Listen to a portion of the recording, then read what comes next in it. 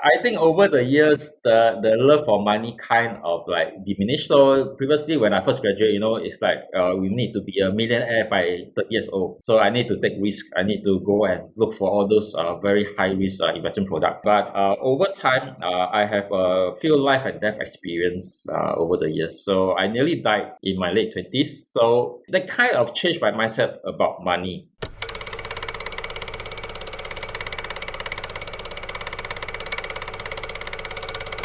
Like this show? Then rate it 5 stars and subscribe to us on YouTube, Spotify, or wherever you get your podcasts. Uncool is a podcast by Creatives at Work. It is produced, written, and hosted by Sean Lee Chong and co-hosted by Yen Lyng Lo, co-produced by Raven Lim, and edited by Ray Ng. Uncool. It's cool to be uncool. So far, we've had a few episodes where we talked about the psychology of money. We talked about what people do with it, how people behave with it. So I think it's quite fitting today that our guest actually has unpacked all of this information into games. Yeah, and it's board games too. It's really old school. But you know what? As this show says, it's cool to be uncool. So Capital Gain Studio is our guest today. Why not introduce yourself, Cap? I won't say that it's uncool. Right now, board games is one of the coolest thing around in the Western world right now. I mean, haven't reached Asia, but that's what we do. I'm Xeo from Capital Gain Studio. I'm one of the co-founders and CEO of this game publishing company. We've been around since 2015. In fact, before that, we had another company, but it's not called Capital Gain Studio, but that was the predecessor of this company.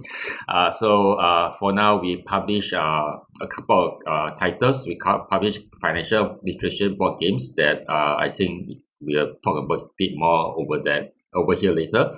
And then we also have this brand called Mercat Games. So that is designed for family crowd. So you can see them being sold in NTUC, 7-Eleven, the board games cafe. So those games you just have fun and just build bonding.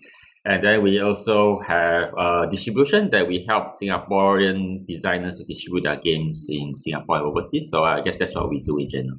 Actually, since you mentioned it, can you break down your name? How did it come about? Like Xeo, is that really your name? Or? Okay, it came from astrology. Not astrology, it's numerology actually. So what happened after I graduated, we have the feng shui, the bazi in Chinese, whereby your parents will help you look at your date of birth to pick your name for you, the Chinese name, how many strokes, what kind of strokes. So English has an English equivalent whereby you go through numerology. So every alphabet has a number. Then they will try to look at the number to see whether it harmonizes or not. So I kind of after university, I was like, okay, I need to have a cool English name to be cool so that I can attract girls. So I went over to this numerologist and they said, give me a few cool names that attract good wealth, millionaire by 30 years old, and have a pretty wife, that kind of things. So this name kind of popped up. He gave me a few, and the name kind of popped up. I said, Xeo. I thought, quite cool. I think I can get my Gmail out of it, and nobody will fight with me with it. And I went along with it, and that's how I ended up with being called Xeo. And the legend was born. First off, how did you even get into board games? It's not something that you hear very often. I mean, we play it, but how does one get into actually creating board games or table games? Well, I'll say that it is by accident as how a lot of entrepreneurship comes about.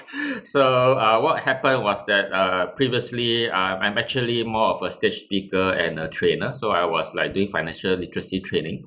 So I was giving the usual boring talk on PowerPoint kind of thing. So I'm thinking that, how can I engage the crowd better? And then the opportunity came about is that in Malaysia, the Stock Exchange of Malaysia wanted to create a board game to introduce to all the investment clubs in Malaysia. So I remember that was in 2012, 2013 when a lot of the Malaysian university doesn't have investment club. So the Stock Exchange of Malaysia wanted to help all these universities around Malaysia to set up a investment club. So we came along to set up a program to help the first pioneer batch of all these investment club students to help them learn about finance and then provide trainers and of course provide content for them. And then one of the ideas that we had was to have something like a card and a board game that they can use it to engage the students. And then I actually wanted to design a digital mobile game. Okay, so what happened was that I took the idea of the mobile game and I put it into a board game, and then we got it out into all the universities in Malaysia, and then voila, that's how we kind of started. So what's interesting at that point of time is that the board game industry in Singapore is at the low. So we can literally count the number of board game designers with like 5 fingers. In fact, I think 3 fingers, less than 3 fingers. So I think because what happened was that the previous generation went to do digital game. If you remember, there was a time of Angry Birds. There's a time of all the puzzle games, and the government is giving very good incentive for creating digital games. So the board game industry kind of got killed by the mobile game, and then I came along and said, okay, I think that we are seeing a golden age of board game over in US and Europe. Okay, so the amount of board game sales is going up on a year-on-year basis on a double digit. So I'm not there thinking that this could be an opportunity. Because whatever that happens over in the West will probably come over to the East eventually. So we decided to take this step a bit more serious, and then we kind of did the second game, the third game, and then we became a serious publisher. Yeah, so that's what happened. So on that note, how large is this market? How large is this board game market in Singapore? I would say that it has grown tremendously in the last 3 years. Previously, when we first started in 2015, when we approached all the board game cafes, I would say that Singaporean designers has a pretty bad rep. So they're saying that no, we do not want to take Singaporean game designers because they design lousy games. So in fact, we work with many bookstores at that point of time. Bookstores are still around, like MPH is still around, Times, and Popular. I mean, Popular is still around, but I think MPH is gone. So we work with all this organization, and that's how we started going. But the last 3 years, we saw a huge pickup in tabletop games. So what happened is that we saw a surge in demand from all sorts of distributors to want to distribute Singapore board games. And we are seeing a big surge of Singaporean designers coming up to design their board games. But in terms of maturity of the kind of games that we like in here, we are still at an infant stage. So we are seeing a huge growth in the next few years. After the pandemic, it kind of slowed down a bit, but I think we have kind of created this hobby already. So, and thanks to a lot of Western media with all the D&D, Stranger Things coming around, there's a higher and higher awareness of tabletop games. Well, I would say that it will be very exciting in Singapore and also around the region, because we're also seeing a big boom around Southeast Asia and in the Northern Asian part. What do you think changed the mindsets of people? I guess firstly, to the distributors, it's all about penny and it's dollars and cents. If your game can't sell, of course they won't take your game. So I guess a few things happened is that we had a couple of big companies in Singapore with strong power, primarily SGAG. So they started to do tabletop games also. So over at US, it's quite normal to do card games and board games as a part of their merchandising strategy. So some of them do t-shirts, they do other things. So I think SGAG came out with the idea of launching a card game. And SGAG being a very powerful media company in Singapore, they started to promote their own product, and that kind of like created this awareness that hey, card game is cool among the Singapore youth, and then that started picking up, and then it started to spread around. So that created a very strong momentum. Although we already started to see the momentum growing, so I think SGAG saw the potential of a tabletop game, and they came in to leverage on it, and it was a success. So on that note, can you maybe just walk us through, because I think many of us will not be familiar, what are the kind of jobs that are available in the board gaming industry? So it is, I would say that it is probably quite similar to mobile game, with the exception of different people creating the product. So we have our usual project managers, we have the artists, we have the game designers. What is the main difference is how you execute the game. So for tabletop game, we have to deal with manufacturing, we have to deal with logistics, which digital games doesn't need to deal with. So because they got Steam and all this online platform that they just throw it on Apple Store. For us, a lot of the time we spend is to find the right manufacturer, procure the right products. Because board games have to deal with a lot of different kind of materials. We got wood, we got plastic, we got metal, of course we got paper and cardboard. And then sad to say, this manufacturing industry in Singapore is more or less moved out of Singapore already. So a lot of times we need to do a lot of procurement in our neighboring countries, in China, in Taiwan, and in India. So we spend a lot of time traveling to do procurement, knocking on doors, finding out how duties, import, export works in all this country. Because once you import material in, you need to deal with taxes, all these things. So yeah, so we spend a lot of time dealing with all these custom laws, regulations, then safety standards, because you have a physical product and children may come into contact with it. So you need to make sure that all the product has certain safety standards before it can be loaded onto the shelf. And of course, we would need to work with the different distributors, which is another issue. It's like we don't have a central distributor like a Google Store or Apple Store. You just sign up account, load up the thing, pay your subscription, and then you're done. Over here, we need to deal with different kind of distributor with different kind of business model and different kind of contracts. So it gets a bit complicated along the way. One big chunk of the work is all the operation works, dealing with all the nitty-gritty of logistics, manufacturing, storing, warehousing, legal things. You're dealing with a lot of this logistical, like you mentioned, operational things, Correct. more than the actual design of it. Correct. So I kind of like become from a game designer to more of a operation guy, busy with all this kind of day-to-day work. So I left my game design to my game designers these days. So it sounds like a lot of boots on the ground. Yes, a lot of boots on the ground. Do you ever like think halfway through like, oh, I should have just gone into a digital gaming side? Kind of, because it's like, we look at digital gaming, especially during the pandemic, whereby we had such a huge logistic problem. We were like, oh, warehousing cost has gone up, rental in Singapore has gone up. Then we need to start to look for renting outside of Singapore. And then when you have goods that you need to ship into Singapore, it now takes more than a month to ship anything from China to Singapore. So previously, we take 1 week to ship goods from China to Singapore. So we're a warehouse over at China. Now it can take up to 1 month. So it makes planning a lot more difficult. And you were actually from a finance background. Yes, that's right. Oh, maybe you can tell us about that, and maybe that kind of explains also why you're called Capital Gain Studio, I guess. Oh, that's kind of a mistake actually. It's a horrible name for a game studio. The reason why is because the mobile game I wanted to create is called Capital Gains Game. Okay, so the strange idea is that you should name your company after your first game. Okay, please don't do that because your first game typically sucks. Okay, for those people. I mean that's true. That's true. We all learn through the process. You need to put a product on the shelf before you know what sells, what doesn't sell, and probably your first game won't sell because that is what you like to play, but not what the consumer likes to play or buy. So that is a problem. So we started with Capital Gain Studio thinking that we probably won't last for like just a temporary thing, just 1 or 2 years after we're done with it, we'll go back to doing mobile games. But that kind of like stuck around, and then these days, because when we still hold on to the label, is when we go to overseas trade shows in Germany, and they encounter another new publisher or designers designing a financial game. They'll come over and say that, have you talked to Capital Gain Studio on that booth over there?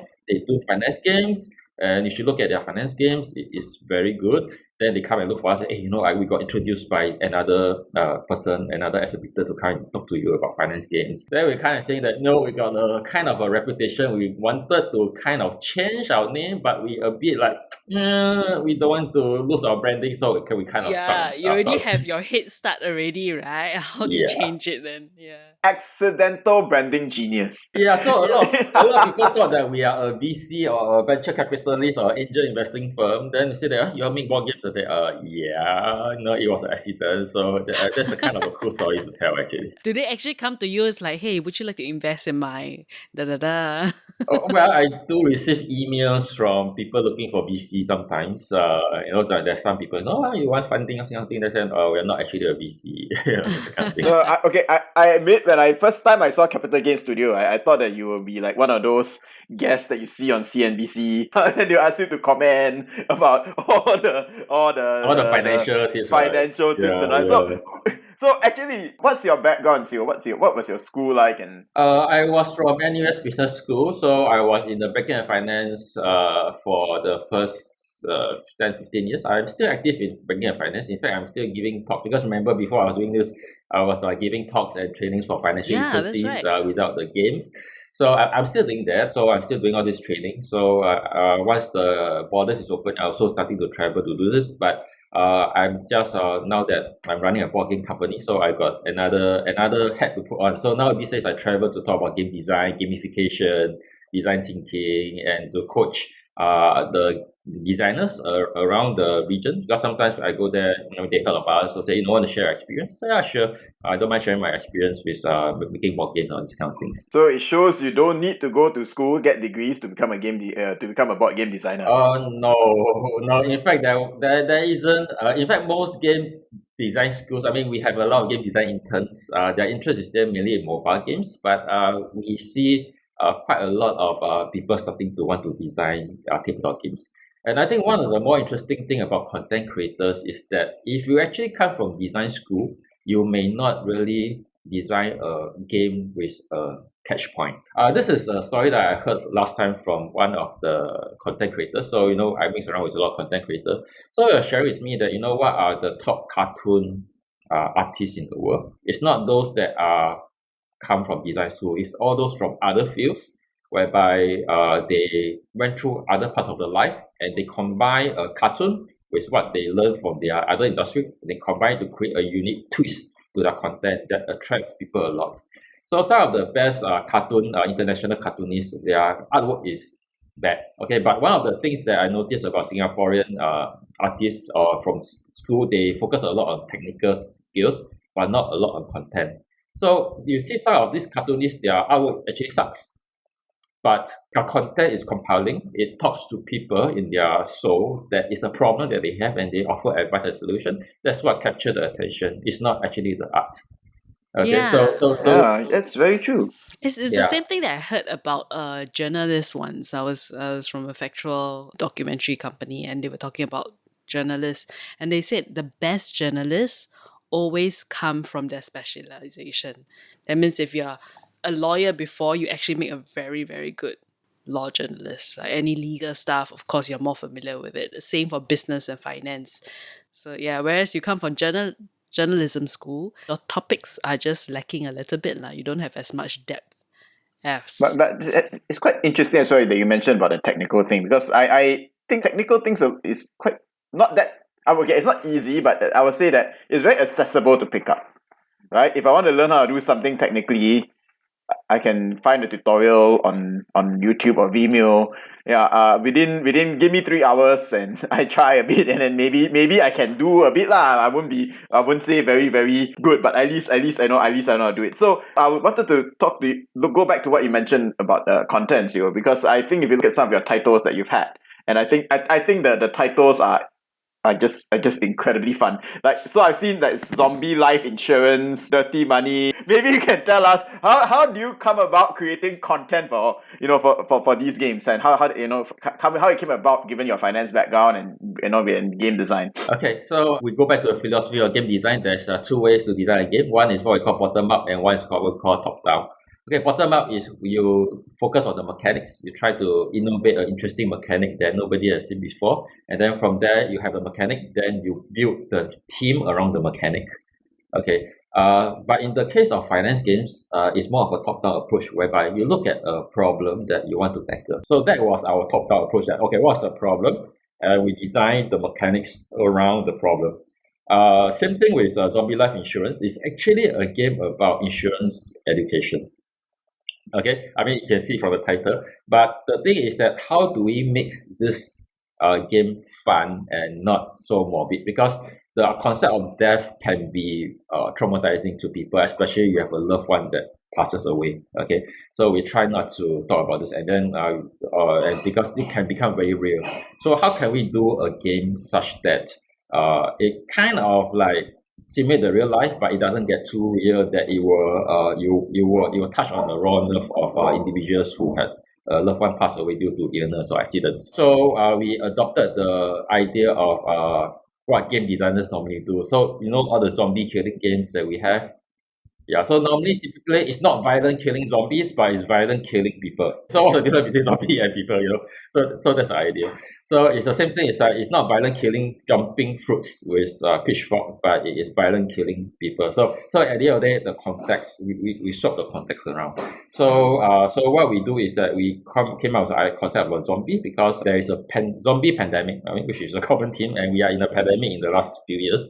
So there's a zombie pandemic, and you can buy insurance to insure against the zombification of this virus. Oh. And in the case that you do become a real zombie, you can still continue playing the game. Just that you become a zombie, you start to sabo people lah. But of course, you can win.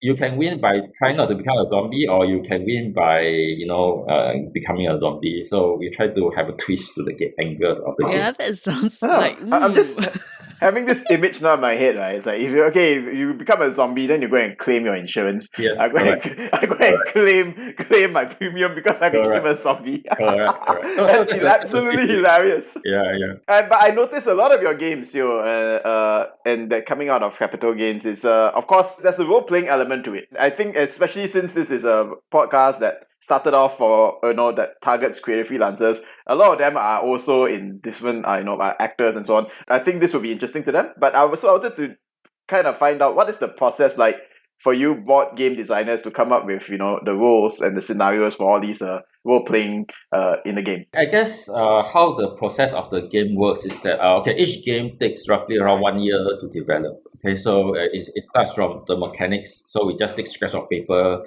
to write down. Then we test the game. Whether we like it, we don't like it, does it work, is it broken? Then if it works, we develop. If it doesn't work, we will throw out, and then we will get another new iteration. Then that process will take around 3 to 5 months before we will green light, say, okay, I think the game is 90% ready. Just left some balancing need to do. We can start to get artists in and artwork. Then we will start to create our creative directions on how the game will look like, the box cover, the tone, the color, the kind of palette that we want. We'll get two groups of people. One is an illustrator and one is a graphic designer. Okay, so what's the difference is that the illustrator is in charge of doing all the main artwork inside the cards, the boards, and the box cover, while the graphic designers focus on the UX UI. So they look at all the symbols, they look at what's the font, how big is the font, where do you place it on the card, how do you put it such that when you put the cards in your hands, it does flow and easier to see what is the most important part of the assets. And then we kind of just put everything together, and then after that we will start to do a prototype. Okay, we'll do a small scale prototype. Then we look at the coloring, we look at the font size on the actual card, because when you look at the screen of Photoshop, you have such a big screen, you think that your font is very big, then you shrink it down to a small poker card, then you're like, okay, I can't really read the thing. Okay, I need to increase the thing. So we do a prototype. Then after the prototype is done and it's green lighted, it depends whether we want to run a Kickstarter or not. Okay, so I guess a lot of creative is very interested in Kickstarter, because that is one of the ways that we get funding for our games. So for board games, it's the same thing. In fact, board games is one of the biggest segment for Kickstarter these days. So some of the games we run Kickstarter, some of the games we do not run Kickstarter. I mean, that is another long story on the business decision why we do that. And then we start to look for manufacturers. Look for warehouse space to store it, talk to distributors, do pre-orders, all this kind of thing, and then ship the games in, then ship the games to the distributor, and then do marketing, do press release, and continue marketing, do YouTube content, how to play, Wow. and then the process ends in the case. So that is the process from conceptualization to shelf.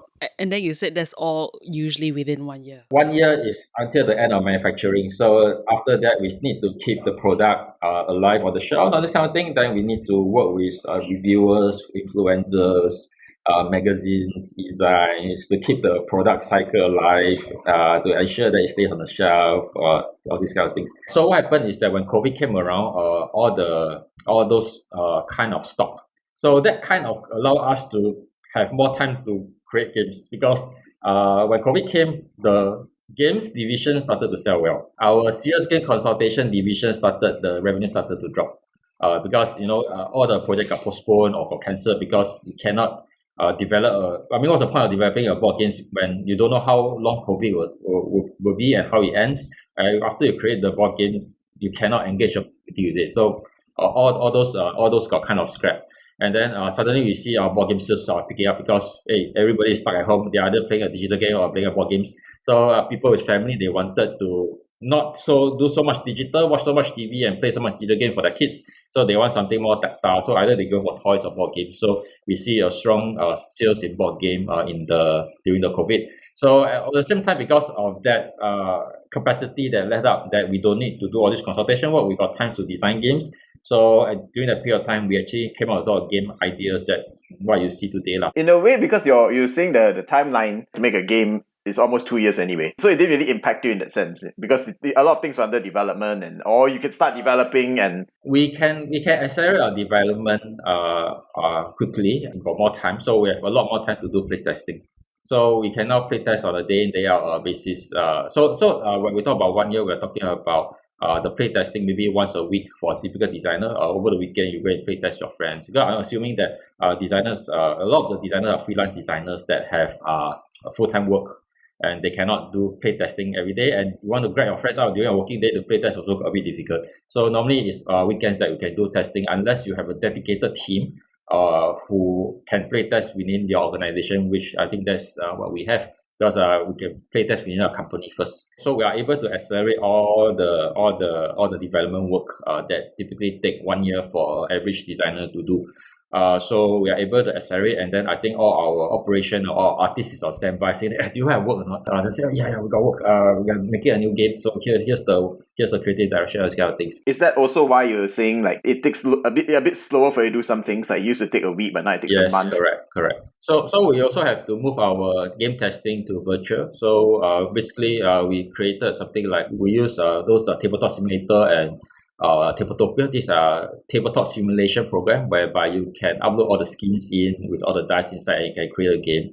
So we basically, because we cannot meet in the office during the full lockdown, so we basically put everything onto it and we tested them online. It's still not as good as real life because you miss the kind of tactile kind of thing, because some of the games you need to grab things.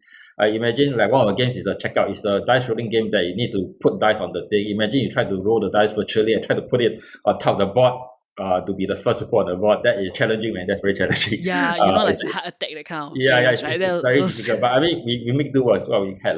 But that also opened up a new avenue for testing. It allows us to do better testing with overseas game designers. So it kind of expanded our collaboration with overseas. So we invited overseas influencers, game leaders, and designers to test the game, and we get different feedback from them. So we are able to kind of expand the testing pool also. So that's also kind of a good thing that forces us to go virtual. It sounds very exciting, but at the same time, it's very practical things, because I think it's very different from having a digital product, right? You have that physical product, which I think a lot of people don't go for nowadays. Like even as a content creator, you're making a lot of digital products basically. I would say that there's cons and pros for both mobile and board games, because one of the good things about board games is that your competition is relatively less. So when you have a game on the shelf, you go to a shelf, people will definitely see your game.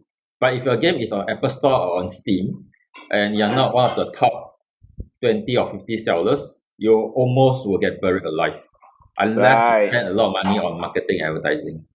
Right, I get what you're saying. Yeah. So you also have these other games, right? Apart from your financial games, you also have like Hot Pot Havoc, which I think I played before. I played at a cafe before. That's great. And Happy Dim Sum. So how did this segment of games come about then? We were looking to pivot a bit in a way, because we have a lot of game ideas. Game designers, and when you're limited to finance games, we get a bit frustrated because we got all these brilliant ideas on the side, but we cannot do because we kind of like, we have to do finance game because that is the branding of our company.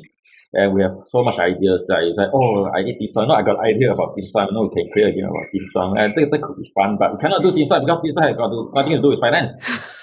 So along the way, we kind of got our operation process, our manufacturer, so we don't need to worry about the day-to-day like procurement because our system is there.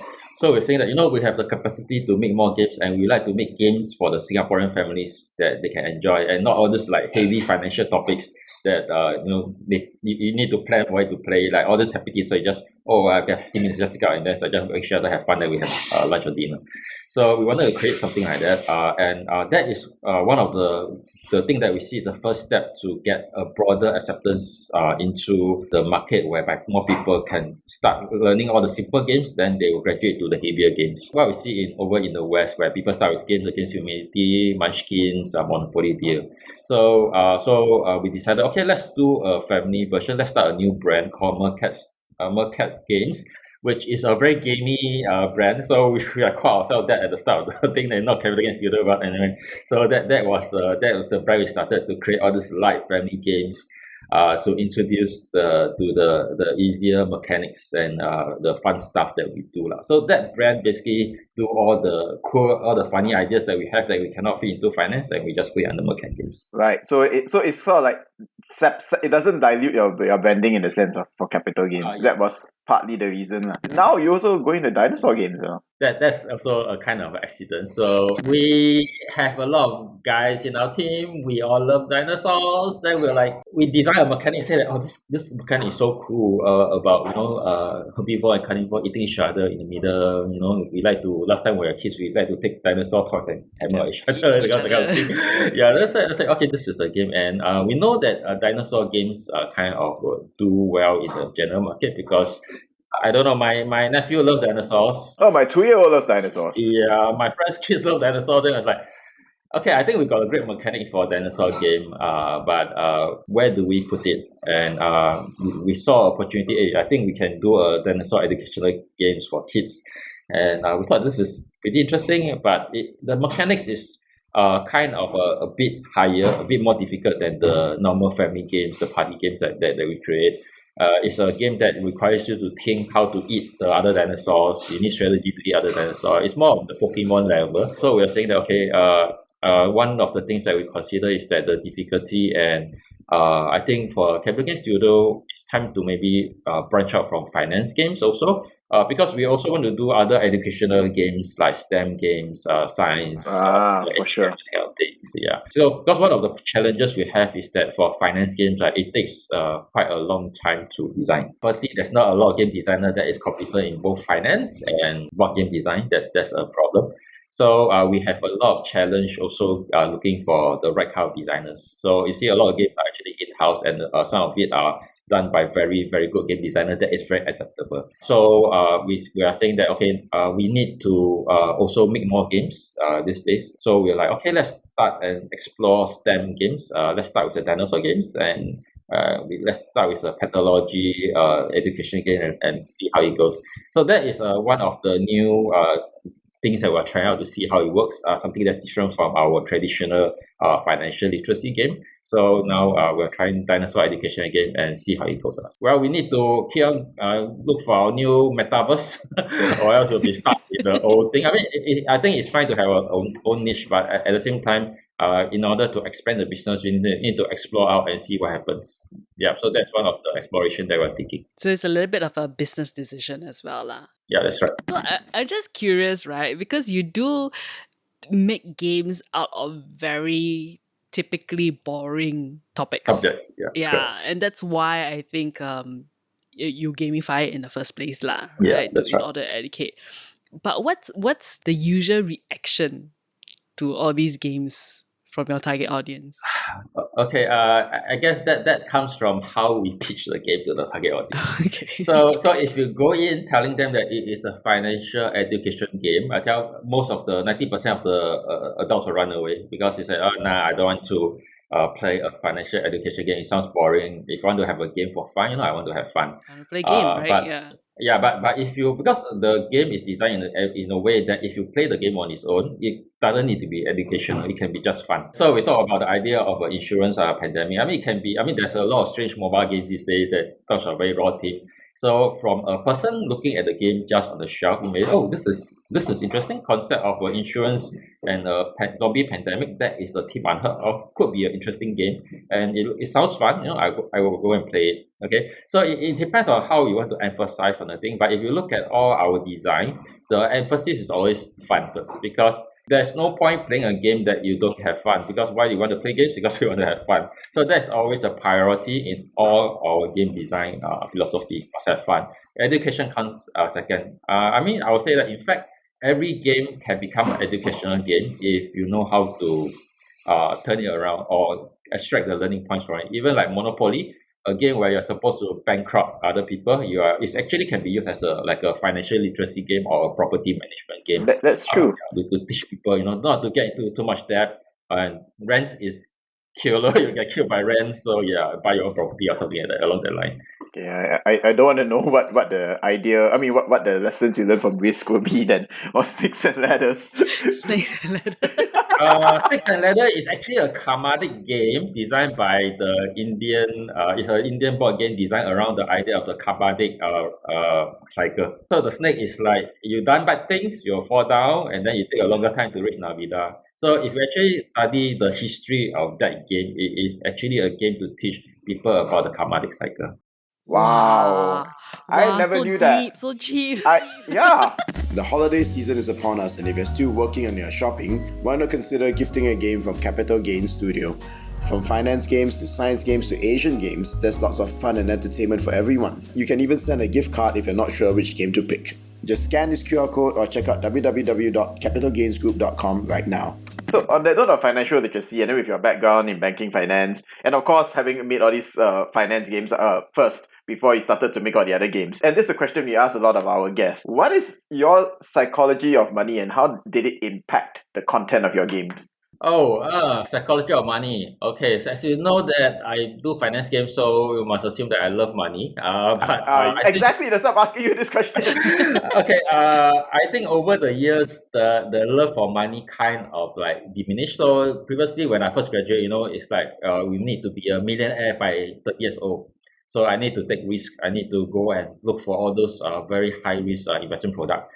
So I've traded in options, I've done currencies trading, I've done warrants trading, I've done all sorts of ways to try to make money from the financial market. You show me a formula, I can probably tell you whether it work or not work these days. But over time, I have a few life and death experience over the years. So I nearly died in my late 20s. So that kind of changed my mindset about money. That if you don't have health, money is not so important, so useful. But of course, you need to have what you need to achieve a certain amount of freedom to do what you want, or else you'll be stuck worrying about what you want to, where the next meal is coming from every day. So that is still important, but it shouldn't be the overriding priority in life. We should be looking out for experiences and how do we contribute to the society and create a legacy for people in the future to benefit from. So I think one of the things that why I kind of like go for finance to board game, because board games kind of last forever. I still have my board games from my childhood days, my Monopoly board, and that's like 40 years old board game over there. So I'm in my 40s, as you can tell. So the thing here is that experience, legacy, that is something that could be something very different. So I think one of the things in our Asian society is that we always have this money chase. And then if you talk to the Europeans and the Americans, they kind of value experience more than degrees and money and what you do. So when they come out and they share, I have done this charity, I want to do this thing, I wrote a book, all these kind of things. And you get respected for that. And I think in Singapore, we're also moving to this kind of society that we are looking for experience and this kind of thing.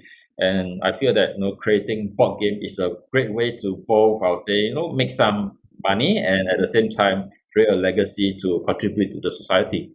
So I know it becomes a bit cheap or hypocritical coming from last time a person who loves money and trying to be a millionaire at age 30.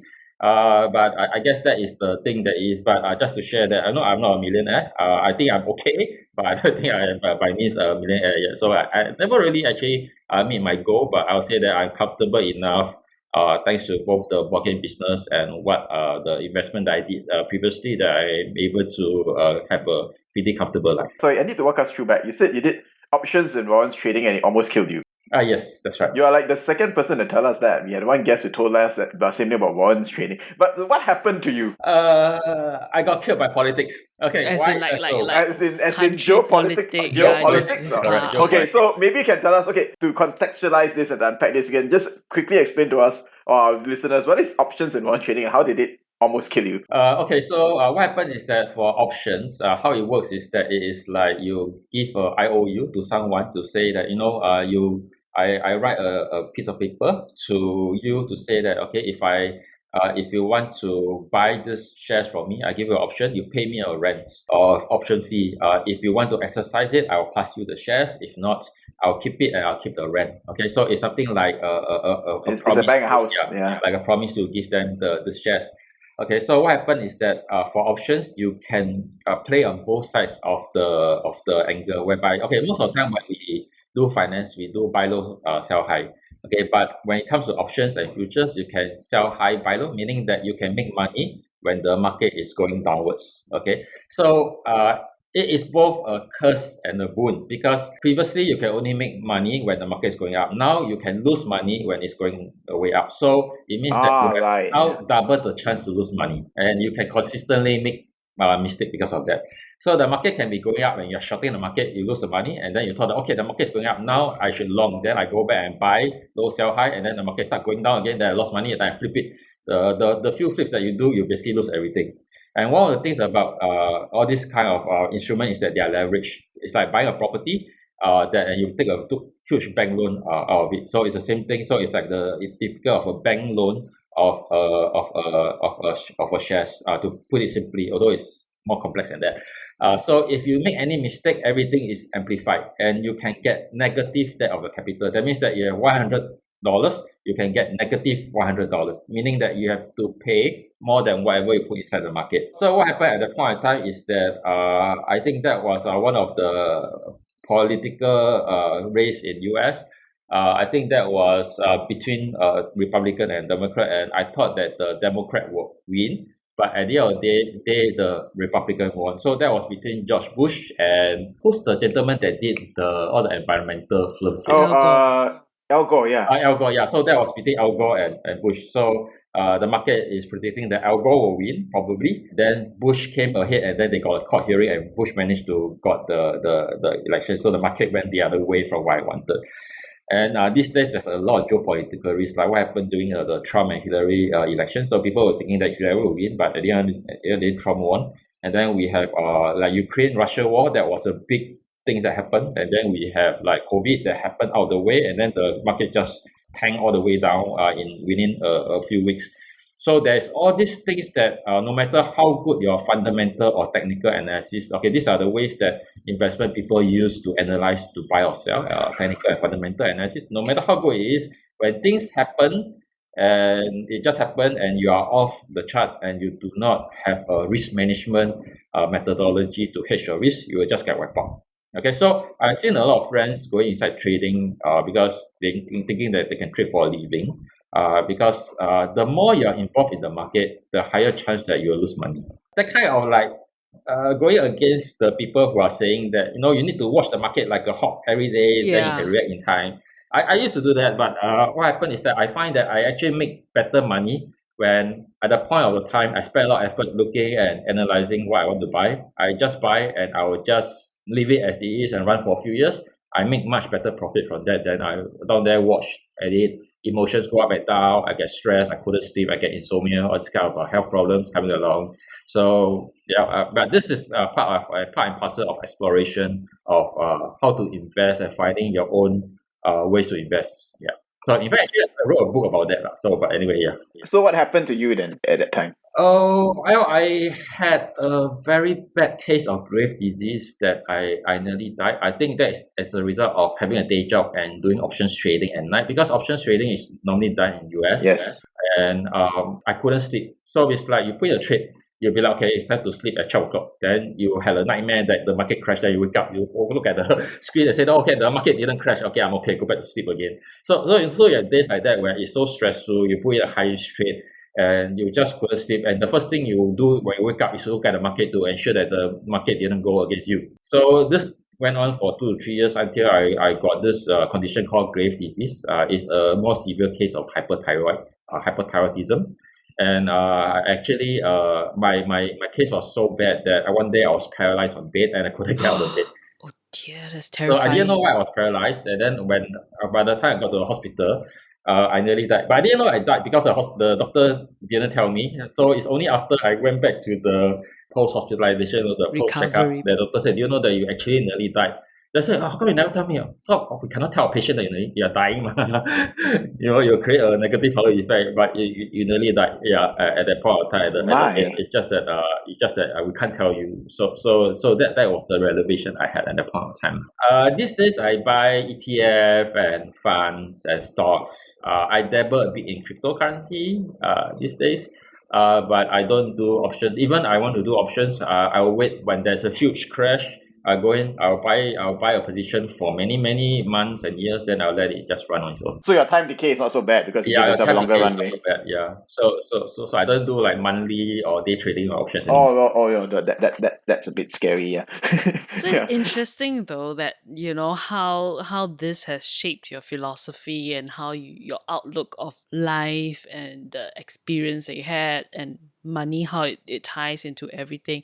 Do you think this actually leaks into the games that you create though? I mean, in a lot of ways, it's very closely related to the experience that you had, right? I will say that creating board games itself is part of that experience because remember what's the first priority of creating games is to have fun.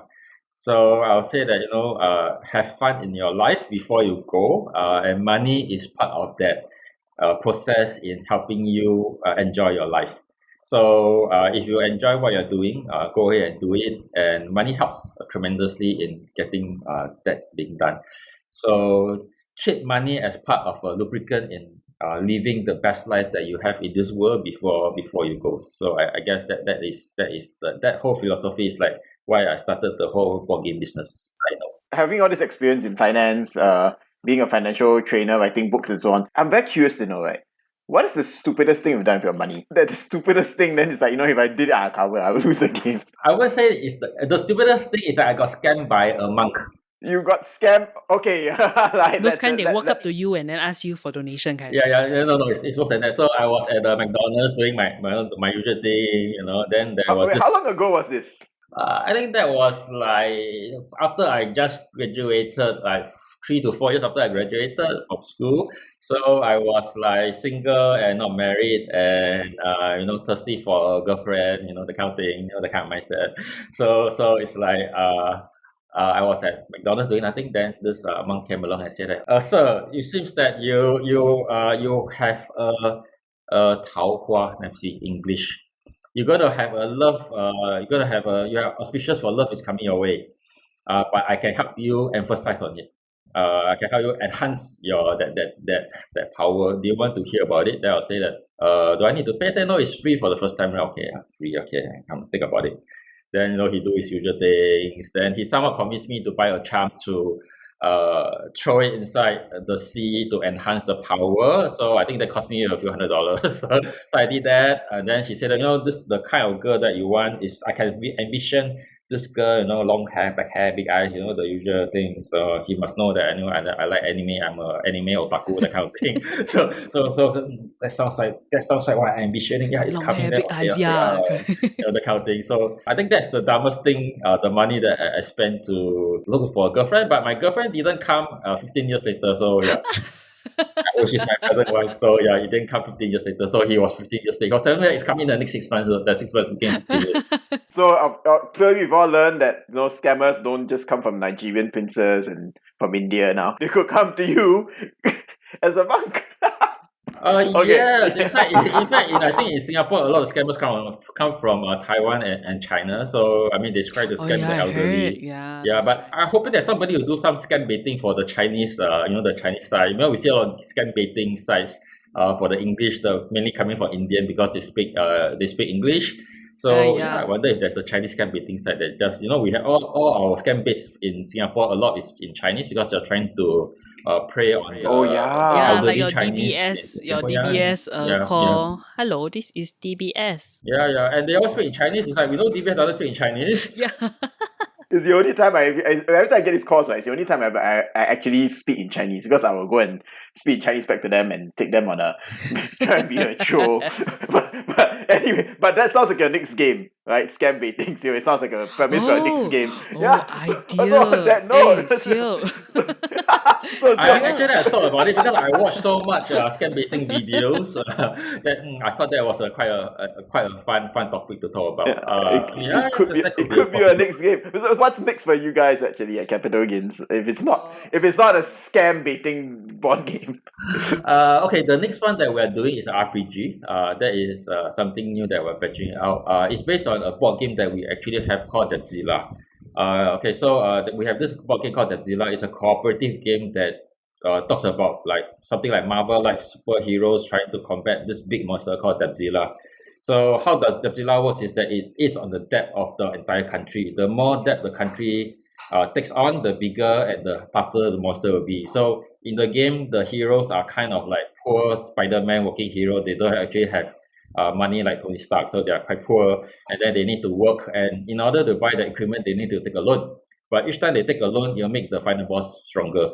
Wow. Yeah, so that is the whole concept of the game. This And Oh, is it's like it's like this Warren's life trading. lessons, man. This is life lessons. it's a game about debt, about talking about good debt, bad debt. What kind of debt that you take, those kind of things. So we kind of have like educational debt, credit card loans inside the game. So you're supposed to buy and get a gadget, and if you got the wrong gadget, it becomes like a bad debt, something like that. So the game works around that. And then what happened is during COVID is that because we cannot play board games, so we actually have a lot of requests for RPGs because RPGs can be conducted through Zoom.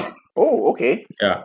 Yeah, because RPG, what you need is maybe a PowerPoint slides or maybe some image to showcase the game. You do not need to be like Dungeons and Tables having a full map and all the miniatures. I mean, that's great, but actually most RPG doesn't need that because all you need is your imagination and you just need a piece of your role-playing sheet in front of you to kind of write down all your inventory, your powers and skills and all this. We thought that, RPG is actually a huge genre on tabletop, but we've been working on card and board games so far. So, and now that in a more interconnected world with Zoom around, I think that we can now play tabletop games, RPG on Zoom. Although the experience is not as great as what we can get in real tabletop, but it's also a very interesting way to get the hobby across. So I decided to convert that whole team and design a whole new mechanic around a RPG concept around the game. So that is a game that I'm currently working on. How did you guys at Capital Gains pull through that 2 years, and now that we've reopened as well, do you actually see a lot more pent up demand and so on these? We are definitely seeing a lot of events coming back on. So a lot of game hosting events, and what happened is that one part of our business is to do events and game consultation. So there are actually a lot of corporations and government agencies. They wanted to create board games as a form of engagement for their staff or the students. Did you know that you can make your own board game? That's pretty cool, right? Contact Capital Gains Studio at info@capitalgainsgroup.com to find out how. Maybe you can tell our listeners out there if they are thinking like they want to be like you and go into game design and so on. What advice do you have for them? Okay, play a lot more games and play the modern games. Okay, because what happened is that a lot of the game designers that we meet, that first time game designer, they design based on their favorite games, and a lot of the games that they last designed could be those very old games like Monopoly or like Munchkin. So what we talk about old game, we have the classic design and the new design. So in today's context, tabletop games is no longer like considered as a toy. People are calling it designer games.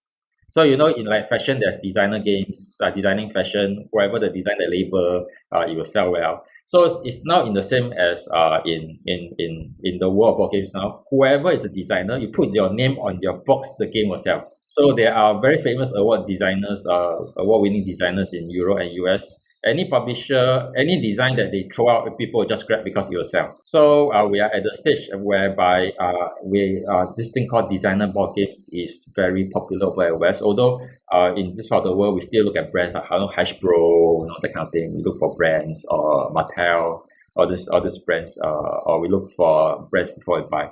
So I think the emphasis will generally be a bit more different. People will start to look at the designer more and more. And in order to be a good designer or to be a designer that is internationally recognized, you cannot do all those games that are very old because these are considered as old designs. You need to look at what are the new designs. You need to innovate on the new design. So the frontier of design for tabletop game in the last 10 years has moved a lot very quickly. I mean, you haven't heard of a cooperative game like 10 years before, like Pandemic. That's one of the first cooperative game that came along that got very popular and famous. 10 years ago, 15 years ago, you barely heard of a cooperative game. All the games is cutthroat, property, dice throwing game. Dice throwing game, battleship, Risk, and all this. Yeah. So we don't have this a cooperative game, and we now see a lot more genres coming about. So now one of the top games is called Wingspan. It's a game about birds. I mean, last time people wouldn't want to play a game of birds, kind of not exciting, but now it's a top selling game. So I guess that the genre has changed, the theme has changed, and the emphasis has changed, and the amount of demand from the consumer has also changed.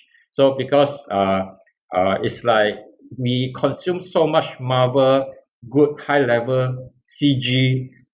In fact, when we see our boys to men, we see a CG, you say that the CG looks fake. So even consumer standards have increased as Correct. well. Consumer standard has increased. So the problem is that you need to, in order to operate at the consumer level expectation, you need to go at the Marvel level. If not, maybe you lose a bit. People say, locally design can forgive a bit, but you need to have a certain standard to get there. And if you were to tap on your mind as a financial literacy trainer, so that what kind of advice would you give to our creative freelancers out there listening to this? Okay, for freelancer, I would say that the most important thing is to get a good hospitalization plan. Okay, that is the most important thing because in Singapore, the most expensive part of living is the hospital bills, which is going up higher and higher. You can no need to have anything, but as long as once you have your hospital bills being settled, daily expenses in Singapore is not too bad. I mean, if you just eat hawker food, if you just take public transport, and your housing, if you have enough CPF, normally it is very comfortable in Singapore. If you don't want the elite lifestyle, it's very comfortable. The problematic part is the hospitalization bills. Okay, sometimes it can become very expensive. It's like my dad just passed away. He had cancer, and his cancer treatment is like $10,000 a month. Okay, and that is inclusive of the public hospital. That means we went to both public and private hospital. The recommended treatment cost $10,000 a month. So that was very expensive. We were shocked. Then we were asking the public hospital saying like, how come it's so expensive? Because they're saying that because my dad has stage 4 cancer, it's like a drug that the government will not do because although he has a chance of curing, it's called immunotherapy. Okay, it's covered under the new Shield plans or the health insurance that is offered by the insurance, but it's not covered under the MediShield. So my dad had diabetes since young, so he couldn't get into the private Shield plans when he get older. So he got a pre-existing. So that wasn't covered under the national healthcare system. So it's very expensive even under the public hospitals. Due to complications, he died early inside the treatment. So it's only a few months he started treatment that unfortunately a complication came along and then he passed away. But that could be very expensive if it drags on for 1 or 2 years. So that is a concern that we have. So at one point in time, we're thinking to sell away the house to finance the treatment, all these kind of things. So it can happen to anybody. So that is why the first thing that I recommend is always get your health insurance in order. And once that is done, the rest of the things can be manageable. I think the rest of the expenses is manageable. It's always the healthcare that is the one that kills. They do not think about it. They think that I'm fully healthy. But once you get sick, there's no turning back already. And especially if you get a disease, it's too late to buy insurance because insurance won't insure you anymore. They will not, sell it to you. Yeah, so that's right. Totally agree with you.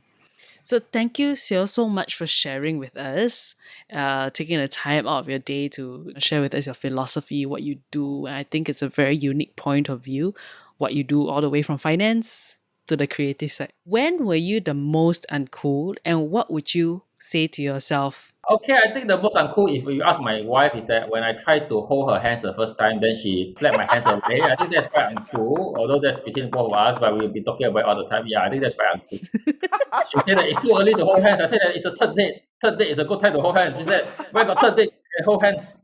It's after the 5th or 6th date, then you can hold hands. I said, no. Oh my God. All my friends That's say a third date. board game.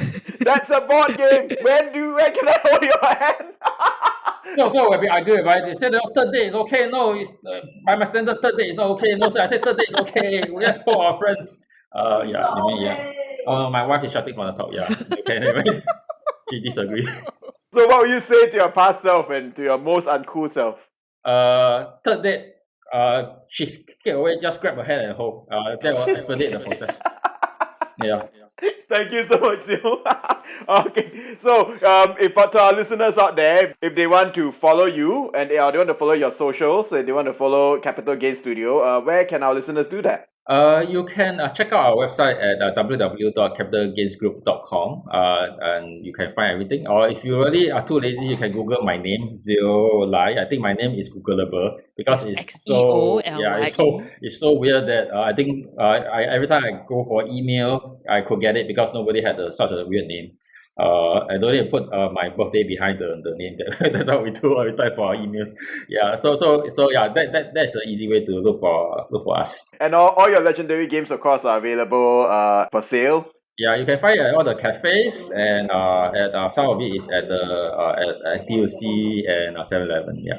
Yeah, and of course, leading bookshops. Yeah, push-ups. And if you want to hear more from our other guests coming up on our new episodes or catch up on our old episodes, drop us a like and remember to click follow on our podcast. Tell your friends about us, drop us a 5-star rating, and do it with no worries because it is cool to be uncool. Like this show? Then rate it 5 stars and subscribe to us on YouTube, Spotify, or wherever you get your podcasts. Uncool is a podcast by Creatives at Work. It is produced, written, and hosted by Sean Lee Chong and co-hosted by Yen Lyng Lo, co-produced by Raven Lim, and edited by Ray Ng. Uncool. It's cool to be uncool. On the next episode of Uncool, we have our very own race driver and one of the first female race drivers in Asia, Claire Jedrick. I was always a person that never really had nerves until an hour before. It's like any sport. You train and you train and you train. And like anything really in your life, it's that 10,000 hour rule. Then, of course, the pressure is always for that moment, but then you just gotta really be in that moment and not think about anything. Uncool. New episodes every Saturday.